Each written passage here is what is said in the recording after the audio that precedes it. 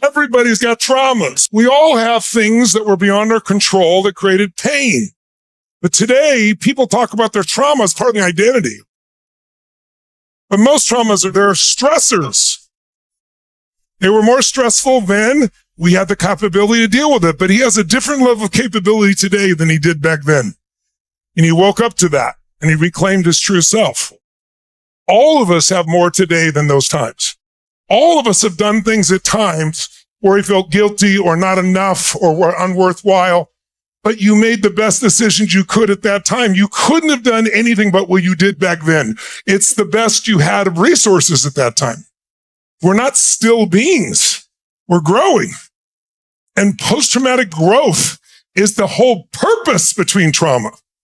But somehow we think we're just going to live with our trauma or manage trauma. And most of that's just story that we built up in our head and made it worse and worse and worse because it meets many of our needs. 6 needs we're trying to meet. Certainty, uncertainty. Ironically, if you're totally certain all the time, it's great in the beginning and then you're bored out of your mind. We need variety, significance, the need to feel unique, to feel special, to feel important, love and connection, growth, contribution.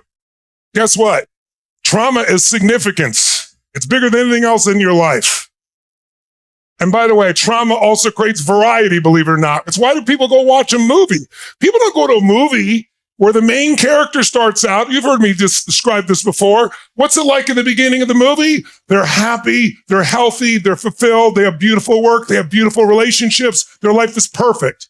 And then as they go through the story of the movie or the book, what happens? They're even happier, they're even more loving, it's even more beautiful, and it ends with them happy and beautiful and loving. Who's going to go to that movie? No one. Because most of us, what creates an excitement is conflict. And many of us create extra dramas for the conflict. Let the conflict be the pursuit of your goals and the obstacles you face to have to become more. We don't need old stories to go live by. And anyone in this room can do what he just did, which is draw a line in the sand and remember that you are more than your memories. You're more than these pieces. And this whole world we've created in the last 10 or 15 years with kids, especially, now they're adults. Millennials now are 40, 45 years old, I guess, the leading edge. And they've been taught you should give me a trigger warning about a story before you tell it. What have we done to these poor kids? When you feel a trigger, that is a call to say, I need to rewire myself. It is not something to avoid. Or your world's going to get smaller and smaller. And you'll have a great story about it, about what happened to you. But everything you're going to tell me, losing 10 people in 3 days, losing your love of your life, losing everything financially, losing your home, losing your dog, losing your friend, all that is like playing a country western song in reverse. You get back your house, you get back your car, you get back your truck. You understand? We are in a place in life where someone else has done that and they've overcome it. So all you have is a story. And you may be getting it because many of you in this room especially are such givers. And you're responsible to so many people and you care about so many people. The only time you care about yourself is if it's bad enough that you're so overwhelmed that you have to care for yourself. And that is a poor way of living your life. It's not something that's sustainable.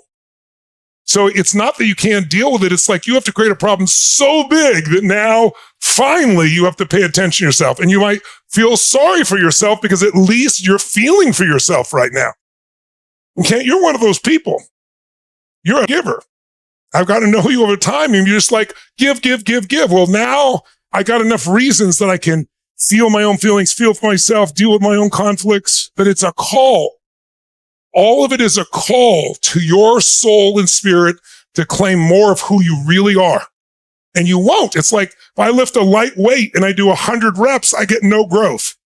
I get maintenance. I can maintain the muscle. If I don't use it, I lose it. I pick that big ass weight I can barely lift and I can't even do 8 curls and I make myself do 12 or 11. That growth is going to be explosive.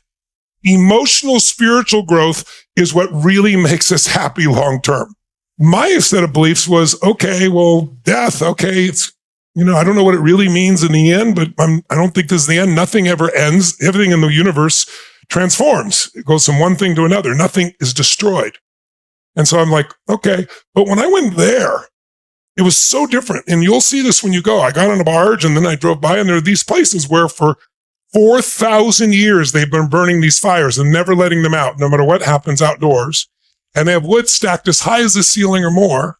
And all day long they burn the bodies. And in their belief system, in the Hindu belief system, there are many versions, just like many versions of Christianity, many versions of any religion, right?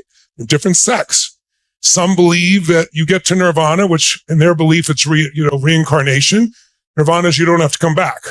So some people believe you give up all your things and you spend your life in poverty to prove your willingness to God. Some of them study the great texts of the world, the great religious texts, right? Some people believe it's through physical yoga. There are many approaches, but they all agree if you die in Varanasi, you immediately go into nirvana. And the only difference in sadness or not is they're not sad. As I said earlier, they see the body burns. If you get there, some people are dying, they get there to die. And we go to Mother Teresa's center, and there's a woman about this tall. She was like 101 years old. And she came there to die, and she was pissed that they were taking her and taking care of her and got her healthy. She was mad as hell that this had happened. There were several people like that. You'll see people there on the streets who are dying who are filled with joy. And you'll go to places in the West where people are pissed off because they didn't put the special sauce on their burger, right? The beauty of the West is our ability to produce results. The beauty of the East is the ability to find inner happiness. You do not have to choose. You can have both. And I brought you here so you can balance out the science of achievement with the art of fulfillment. That's what we're here for. And when I watched this, I'll never forget, I watched this going on. I was fascinated, right? And this little boy had a stick and he was smiling and he was flipping something. And then I realized it was his grandfather's leg. He's flipping it further into the fire. Big smile on his face. No one's crying. No one's sad. Why? Because we only feel what we feel because of our beliefs. Your beliefs are what are creating the pain in you. So if you got a belief creates pain, you've changed belief and your whole life will change. And in their beliefs, you burn the body. That's the t-shirt. The spirit is free. And now you go to nirvana. And so people are joyous doing this. They dip the body in the Ganges River. They get up in the morning and bathe in the river where all these dead bodies and their ashes have been floating. And they're joyous. Some people in America are like, I can't even get near this water. You'll experience a very different experience being there than being here. And I hope you'll never forget it. I'm sure you won't. But I just want you to know our beliefs create everything. But one of the most valuable ones is that it is all a gift and being grateful for what's there. I have so much in my life today that I feel so fulfilled by, and I have more tears today in this time of my life. Tears not of sadness, but tears of just overwhelming grace. Because I look at what I've come from. And I think about, I've done my part, but there's grace in this. The grace of God. It could have gone so differently. And while I chose certain things, I also was clearly guided. And when you have that connection to grace, that will lift you beyond the moment as well. So I really offer you to consider a new possibility. Consider that all the stories people tell you, they're sincere and they're wanting to share with me, but they aren't healed enough yet to give you the full answer. And if you buy it from someone who's not yet healed, you're going to get part of the answer and part of what pulls you backwards in time. It's so critical to become a critical thinker when it comes to what things mean, because the only thing that controls your life is the meanings you make up. We are the meaning makers, but most of us let the world create the meaning. Our friends, the environment, the people, and the reinforcements we get. But if you can step out of that and remember that you are an autonomous soul that's been given the power of choice, that you can choose to feel differently. You can choose a meaning that lifts your heart and soul. That is not to mean you won't feel pain at times, you won't remember things. It's just you won't live there, and you'll use it instead of letting it use you. And you know it lets it use you if you keep going down that level of the same pain over and over again, or let it use you if you tell the story to yourself or others about it over and over again. Or you start to feel like sadness or anxiety or fear are dominant emotions. Those are just a call saying it's time to grow. It's time to step up. It's time to face what you're afraid of. If you will face what you're afraid of, you'll dive into what you're most afraid of, you will discover it's never as bad as you make it up in your head, and you will feel freedom. Now is the time to create that freedom. Yeah, if you're not going to do it now, you're never going to do it. And if you can't find a way based on all you've been through in your life, all the shit and all the beauty, and there must be beauty for you to be in this room. Something got you here. Some part of you, some spirit, something got you here. You got nothing but love available to you, kindness, awareness, friendship, opportunity, beauty. But we forget all the miracles that are happening. We get caught up in what we see as the limitation and we lose the miracle.